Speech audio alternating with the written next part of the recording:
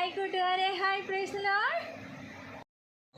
ആദിയും ആകാശത്തിലുള്ളതൊക്കെയും ഭൂമിയും അതിലുള്ള പൂർണ്ണതയൊക്കെയും, ആദിയും ആകാശത്തിലുള്ളതൊക്കെയും ഭൂമിയും അതിലുള്ള പൂർണ്ണതയൊക്കെയും മനോഹരമായതും അനുഗ്രഹമായതും മനോഹരമായതും അനുഗ്രഹമായതും കർത്താവിൻ സൃഷ്ടി ദാനമെല്ലാം നമുക്ക്, കർത്താവിൻ സൃഷ്ടി ദാനമെല്ലാം നമുക്ക്. ആദിയും ആകാശത്തിലുള്ളതൊക്കെയും ഭൂമിയും അതിലുള്ള പൂർണ്ണതയൊക്കെയും സ്വർഗീയ പിതാവിൻ്റെ ഇഷ്ടപുത്രനെ തന്നു മക്കൾക്കു നിത്യതയുടെ ആത്മാവിൽ ജീവിക്കും. സ്വർഗീയ പിതാവിൻ്റെ ഇഷ്ടപുത്രനെ തന്നു മക്കൾക്കു നിത്യതയുടെ ആത്മാവിൽ ജീവിക്കാം. ഭൂമിയിലെ വാസത്തിൽ അതുല്യമായത് സ്വർഗീയ ജീവിതത്തിന് അമൂല്യമായ, ഭൂമിയിലെ വാസത്തിൽ തുല്യമായത് സ്വർഗീയ ജീവിതത്തിന് അമൂല്യമായത്. ആദിയും ആകാശത്തിലുള്ളതൊക്കെയും ഭൂമിയും അതിലുള്ള പൂർണ്ണതയൊക്കെയും ഭൂമിയിലുള്ളവരെല്ലാം ആഹാരത്തിനായണഞ്ഞു യാക്കോബിൻ മക്കളും കഴുതൻ ചാക്കുമായി എത്തി. ഭൂമിയിലുള്ളവരെല്ലാം ആഹാരത്തിനായണഞ്ഞു യാക്കോബിൻ മക്കളും കഴുതയും ചാക്കുമായി എത്തി. പരമാർത്തി പിടിച്ചവർ പത്തുമിങ്ങെത്തി. വീണു നമസ്കരിച്ചു നിലവിളി തുടങ്ങി. പരമാർത്തി പിടിച്ചവർ പത്തുമിങ്ങെത്തി. വീണു നമസ്കരിച്ചു നിലവിളി തുടങ്ങി. ആദിയും ആകാശത്തിലുള്ളതൊക്കെയും ഭൂമിയും അതിലുള്ള പൂർണ്ണതയൊക്കെയും ചുറ്റുമുള്ള ധനമെല്ലാം യോസഫിന്റെ കാൽക്കൽ കൊണ്ടുവന്നു അടിയറവു അർപ്പിച്ചു മാലോ. ചുറ്റുമുള്ള ധനമെല്ലാം യോസഫിന്റെ കാൽക്കൽ കൊണ്ടുവന്നു അടിയറവു അർപ്പിച്ചു മാലോ. നീങ്ങി നീങ്ങി മനുഷ്യനും മൃഗങ്ങളുമെല്ലാം മിസ്രയീം അധിപന്റെ ചുറ്റുമായി നിരന്നു. നീങ്ങി നീങ്ങി മനുഷ്യനും മൃഗങ്ങളുമെല്ലാം മിസ്രയീം അധിപന്റെ ചുറ്റുമായി നിരന്നു.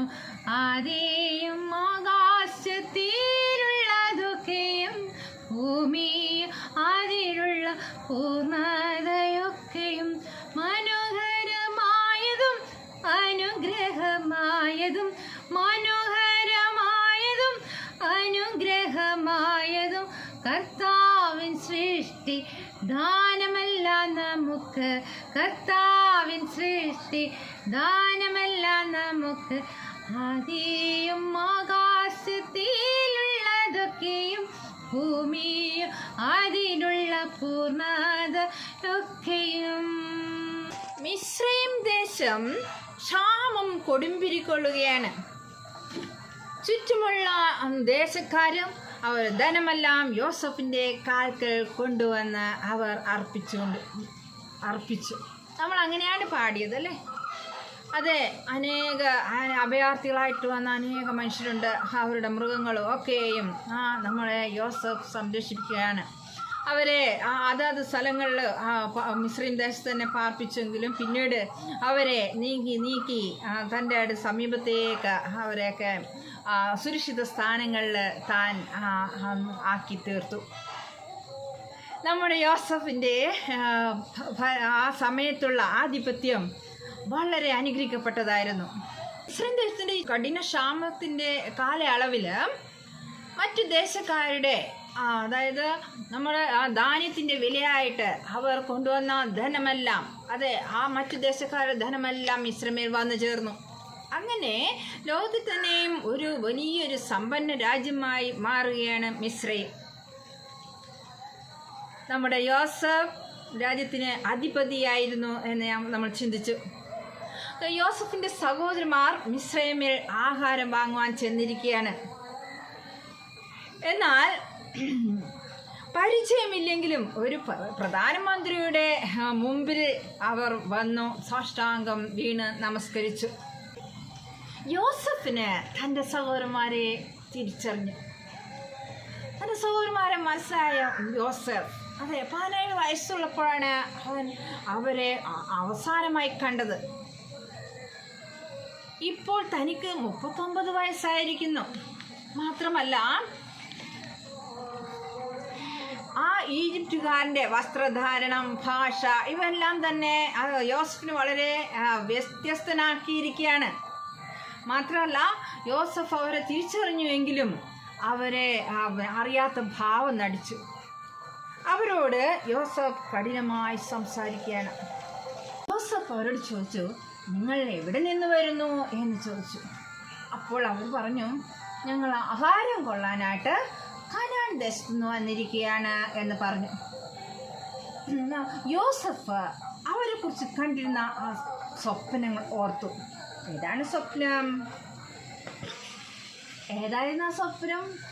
അതെ, വയലിൽ കറ്റ കെട്ടിക്കൊണ്ടിരുന്നപ്പോൾ യോസഫിൻ്റെ കറ്റ എഴുന്നേറ്റ് നിന്ന കാര്യം, മറ്റു കറ്റകൾ, സഹോദരന്മാരുടെ കറ്റകൾ യോസഫിനെ നമസ്കരിച്ച കാര്യമൊക്കെ ആരോ ഓർത്തു? ആ സമയത്ത് നമ്മുടെ യോസഫ് ഓർത്തു. ഉടനെ യോസഫ് ചോദിക്കുകയാണ്, നിങ്ങൾ ഒറ്റുകാരാകുന്നു, ദേശത്തിൻ്റെ ദുർബല ഭാഗം നോക്കുവാൻ നിങ്ങൾ വന്നിരിക്കുന്നു എന്ന് പറഞ്ഞു. അവർ നടുങ്ങിപ്പോയി. അവർ അവനോട് പറയണേ, അല്ല യജമാനനെ, ഞങ്ങൾ ആഹാരം കൊള്ളുവാൻ വന്നിരിക്കുന്നു. ഞങ്ങളെല്ലാവരും ഒരാളുടെ മക്കൾ, ഞങ്ങൾ പരമാർത്ഥികളാകുന്നു, ഞങ്ങൾ ഒറ്റുകാരല്ല, ഞങ്ങൾ ദേശത്തിൻ്റെ ദുർബലഭാഗം നോക്കുവാൻ വന്നിരിക്കുന്നവരല്ല എന്നവർ പറഞ്ഞു. യോസഫ് പറഞ്ഞു, നിങ്ങൾ ദേശത്തിൻ്റെ ദുർബലഭാഗം നോക്കുവാൻ വന്നിരിക്കുന്നവരാണെന്ന് പറഞ്ഞു. അപ്പോൾ അവർ പറഞ്ഞു, ഇല്ല, ഞങ്ങൾ കനാൻ ദേശത്തിലെ ഒരാളുടെ മക്കൾ, 12 സഹോദരന്മാരാകുന്നു. ഇളയവൻ അപ്പൻ്റെ അടുക്കലുണ്ട്, ഒരുത്തൻ ഇപ്പോൾ ഇല്ല. ഇത് കേട്ടപ്പോൾ യോസഫ് പറഞ്ഞു, നിങ്ങൾ ഒറ്റുകാർ തന്നെ, ഇതിനാൽ ഞാൻ നിങ്ങളെ പരീക്ഷിക്കും എന്ന് പറഞ്ഞു. സഹോദരനെ കൂട്ടിക്കൊണ്ടു വരുവാൻ ഒരുത്തനെ നിങ്ങൾ അയപ്പീൻ, ബാക്കിയുള്ള നിങ്ങളോ ബദ്ധന്മാരായിരിക്കണം എന്ന് പറഞ്ഞു. അങ്ങനെ അവൻ അവരെ, തൻ്റെ സഹോദരന്മാരെ 3 ദിവസം തടവിൽ ആക്കി. 3 ദിവസം തടവിൽ ആക്കി. ഇന്നത്തെ വാക്യം 1 ശമൂവേൽ 2:10. യഹോവയോട് എതിർക്കുന്നവർ തകർന്നു പോകുന്നു, അവൻ ആകാശത്തു നിന്ന് അവരുടെ മേൽ ഇടിവെട്ടിക്കുന്നു. യഹോവ ഭൂസിമാവാസികളെ വിധിക്കുന്നു, തൻ്റെ രാജാവിന് ശക്തി കൊടുക്കുന്നു, തൻ്റെ അഭിഷിക്തൻ്റെ കൊമ്പ് ഉയർത്തുന്നു. 1 ശമൂവേൽ 2:10. ആദിയും ആകാശത്തിലുള്ളതൊക്കെയും ഭൂമിയും അതിലുള്ള പൂർണ്ണതയൊക്കെയും മനോഹരമായതും അനുഗ്രഹമായതും കർത്താവിൻ സൃഷ്ടി ദാനമെല്ലാം നമുക്ക്. God bless you.